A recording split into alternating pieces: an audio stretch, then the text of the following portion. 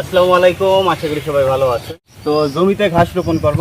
আসলে আমার বাড়ি হচ্ছে পুরোপুরি কিন্তু গ্রাম অঞ্চল একেবারে।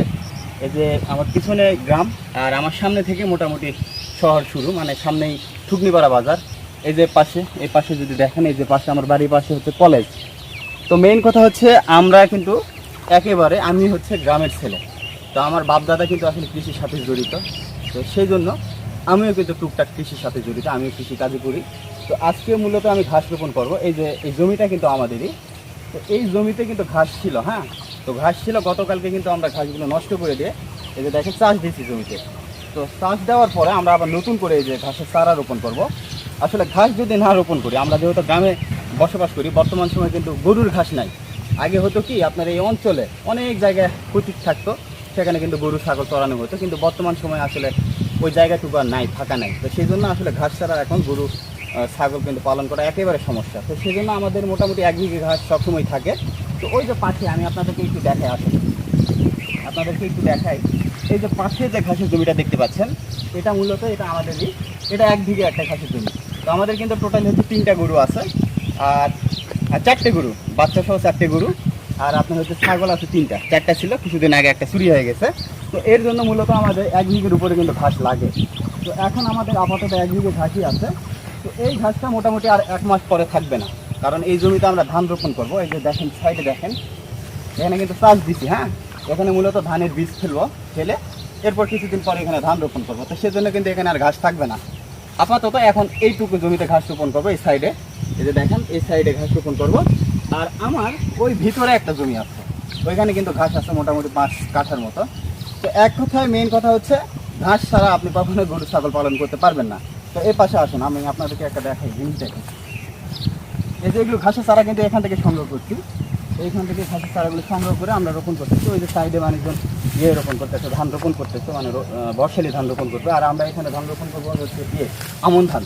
আমার বাড়ি আবার এখানে পাশেই। আমরা এখান থেকে মূলত সেচ দিই, জমিতে যেহেতু পানি দিতে হবে এখান থেকে দিই আমাদের সুবিধা মতো।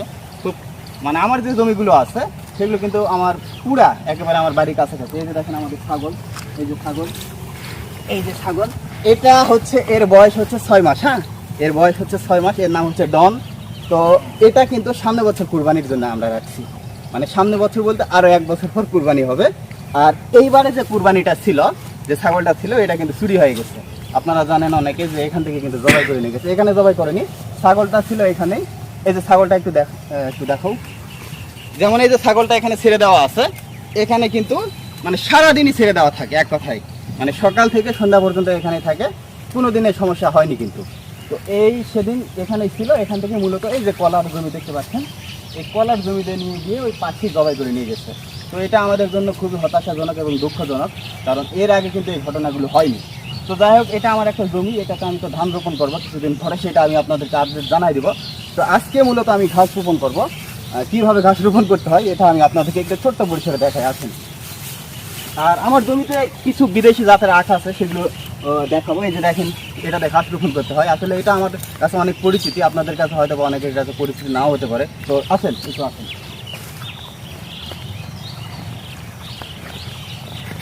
এই যে আমি এখানে আবার রোপণ করছি, একটু কচু রোপণ করছি। এই যে দেখেন, এই যে এই যে এই যে এই যে এই যে এই যে দেখেন, এগুলো চেনেন কি না, এগুলো হচ্ছে লতি কচু। সেই বদলগাছি থেকে চারা আনছিলাম, 2 টাকা পিস আনছিলাম চারা, এনে রোপণ করছি। এখনও কিন্তু আমার কপালে কচুর লতি হয়নি, মানে কেবল ধরতেছে আর কি, ওইভাবে পরিচর্যা করা হয়নি।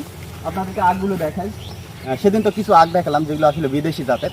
আজকে 2টা জাতের আগ দেখাবো, এই 2টা কিন্তু বিদেশি জাতের আসি। এই যে সর্বপ্রথম এই যে আগগুলো দেখেন, এই যে কী পরিমাণ মোটা, দেখেন কী পরিমাণ মোটা আখ। এগুলো কিন্তু ফিলিপাইন জাতের আখ, সম্পূর্ণ হচ্ছে ব্ল্যাক কালার, খুবই ভালো আখ, কিন্তু এখনও পরিপুষ্ট হয়নি, মিষ্টতা হয়নি। অনেকে ভাই আমার পরিচিতি যেগুলো আসলে ভাই ব্রাদার আছে, অনেকে ভাই বলছেন যে আখ খেতে হবে, খাবেন, কোনো সমস্যা নাই, পরিপুষ্ট হোক। আর চুরে যদি না খাই তাহলে আমার ভাই ব্রাদার যারা আছেন, শুভাকাঙ্ক্ষী আছেন, তারা অবশ্যই আখ খেয়ে যাবেন আমার জমি থেকে, কোনো সমস্যা নাই। এই যেগুলো হচ্ছে ব্ল্যাক আখ, এগুলো হচ্ছে ফিলিপাইনের। আর এই পাশে হচ্ছে মালয়েশিয়ান জাতের আখ, এগুলো হচ্ছে সম্পূর্ণ মালয়েশিয়ান জাতের আখ। এগুলো দেখেন, এইগুলো আসলে এইবারে অতটা মোটা হয়নি, গত বছর যেগুলো ছিল এই যে এই বাঁশটার মতো মোটা মোটা ছিল, একটা করে 8 কেজি 10 কেজি ওজন হয়েছিল। তো এবার আসলে আখ ওই পরিমাণে হয়নি।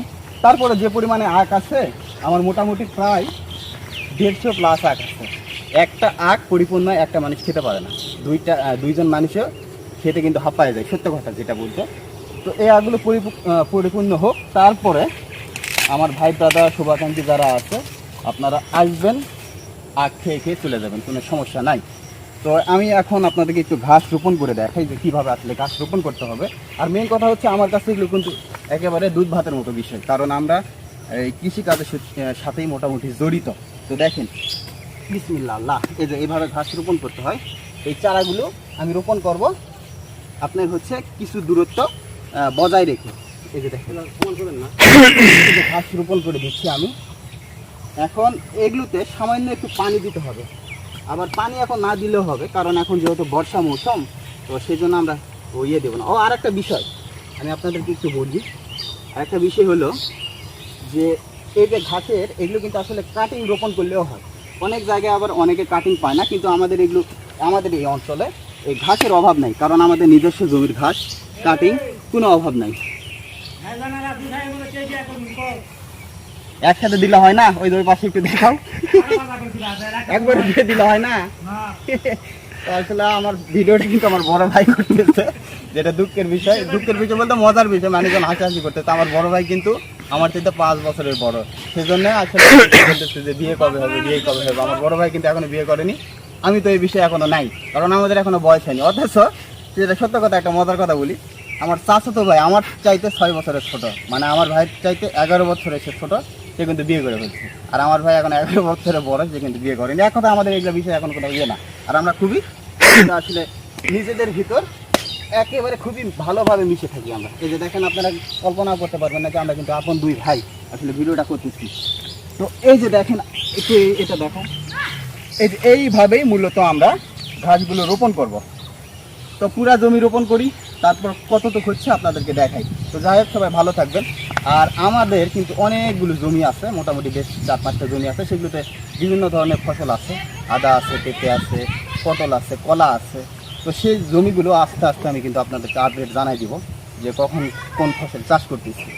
আর এই পাশেই আমার পেজের লিঙ্ক দেওয়া আছে, দয়া করে আপনারা ফলো দিবেন। সবাই ভালো থাকবেন, আবার পরবর্তী কোনো ভিডিওতে দেখাবো ইনশাল্লাহ। ততক্ষণে সবাইকে আল্লাহ হাফেজ।